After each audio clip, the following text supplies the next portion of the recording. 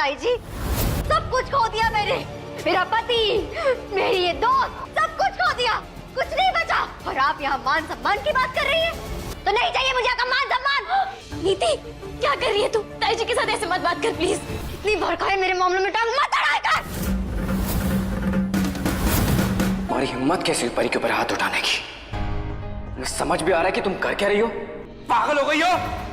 दिमाग खराब हो गया तुम्हारा? पता है ना तुम दोनों के बीच में जो है उसे क्या कहते हैं? Extra marital affair. शादी मुझसे की है लेकिन फीलिंग इस परी के लिए है। और तुझसे बेशरम लड़की तो मैंने आज तक नहीं देखी। अपने दोस्त के पति को कहा गई तू? बीवी है ये मेरी, और तुम्हारा सेल्फिश नहीं है, समझी?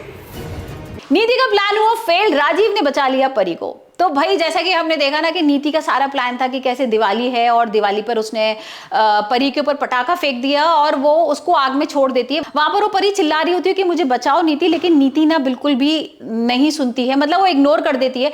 जबकि हमको पता है कि नीति की ही प्लानिंग होती है और वहां पर सारे घर वाले आ जाते हैं, इकट्ठा हो जाते हैं, राजीव भी आ जाता है। और भाई नीति को पता है, उम्मीद नहीं थी कि राजीव उसको बचाने पहुंच जाएगा आग में, और यही होता है। राजीव बचाने पहुंच जाता है परी को आग में और परी की जान बचा लेता है। तो भाई ये तो बिल्कुल भी उम्मीद नहीं थी, क्योंकि जिस तरीके से दिखा रहे थे ना एक हफ्ते से परिणीति कि अब ये नीति की प्लान हो सकता है अब कामयाब हो जाए, क्योंकि हम काफी महीनों से देख रहे हैं कि नीति परी और राजीव, इन्हीं तीनों के बीच में ना इर्द गिर्द घूम रही है स्टोरी। तो अभी मुझे भी ऐसा कुछ लगा था कि शायद या तो परी की जान चली जाएगी तो भाई नीति और राजीव एक हो जाएंगे, ऐसा कुछ होगा, लेकिन अभी नहीं हुआ।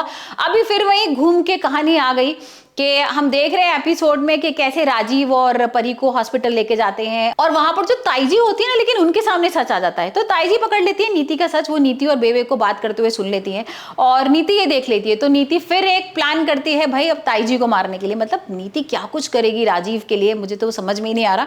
तो अब नीति ताईजी का कार एक्सीडेंट करा देती है और हमें ऐसा लगता है कि शायद ताईजी की जान चलेगी, लेकिन हम एपिसोड में देख रहे हैं कि नहीं, ताईजी, राजीव, परी और सारे घर वाले ना एक तरफ है हॉस्पिटल में और वहां पर नीति भी है। वहां पर राजीव नीति से पूछ रहा है कि तुमने परी को क्यों मरवाया, क्या तुमने दोबारा कोशिश की परी को मरवाने की? तो वहां पर नीति गुस्से में बोल रही है कि हाँ, मतलब तुम क्या चाहते हो, तुम परी को चाहते हो, मुझे चाहते हो? तो वहां पर राजीव बोल देता है कि भाई मैं परी से बहुत प्यार करता हूँ, जिसे सुन के ना नीति के होश उड़ जाते हैं।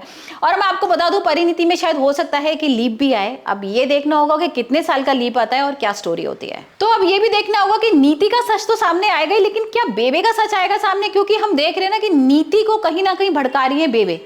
और भाई नीति तो ठीक है कि परी की फ्रेंड भी थी और नीति ना कई बार इमोशनल भी हो जाती है। वो इमोशंस में आके कई बार सोचती है कि नहीं, मेरी दोस्त है परी, बचपन की दोस्त है और मैं कुछ उसके साथ गलत नहीं करूं। लेकिन जो बेबे है ना उसको बार बार आके पोक कर देती है, बार बार उसको बोलती है नहीं नहीं वो तेरे साथ गलत कर रही है, तेरा उसने जो मैरिड लाइफ है तेरी वो खराब कर दी है, तेरे राजीव को छीन लिया है।